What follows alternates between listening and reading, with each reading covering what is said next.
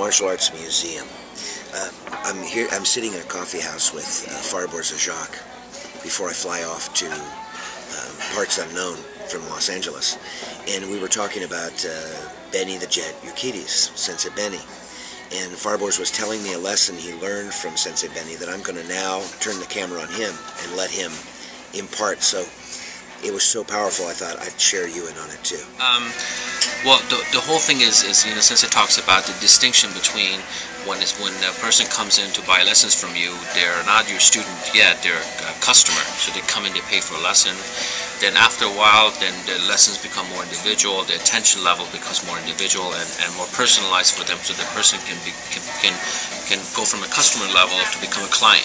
Then after they were a client, after a long time, and there's a trust level that's established while you're doing all this, and after this trust level gets high, then you become a student. So there's a distinction between a customer, a client, and a student. And same thing, he creates that distinction between a coach, an instructor, and a teacher. So what you were just talking about expert level, that we can, somebody can look at, butterflies, all from me and you, it's all the same, but an expert can look at it and say, oh no, this is from this area of the world, this is from this area. So Sensei, put a distinction between are you a coach, are you an instructor, or you're a collector. That's what he calls it. Are you someone that just sees something and collects it and adds it onto the curriculum? Oh, that sounds good, I'm going to teach this today, or go to YouTube and train by YouTube, Or you're really a teacher, which means you set people to learn later on, not necessarily right now. So his whole thing is, I'm going to set you up so you have that aha moment later, not for short term. So that's a lesson that he has me work on, currently.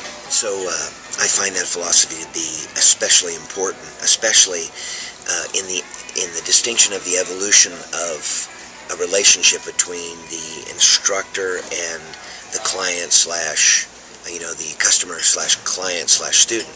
That the idea that someone might be a customer when they first enroll, so you treat them like a customer, and then they become a client, which is a little more personalized. But then there's a whole nother level. When you become a student, it's like for life, right? And I can relate to that because I feel like I'm a student of Master Reyes, of Junri, of Benny the Jet, of my heroes, because I never stop looking to them for lessons.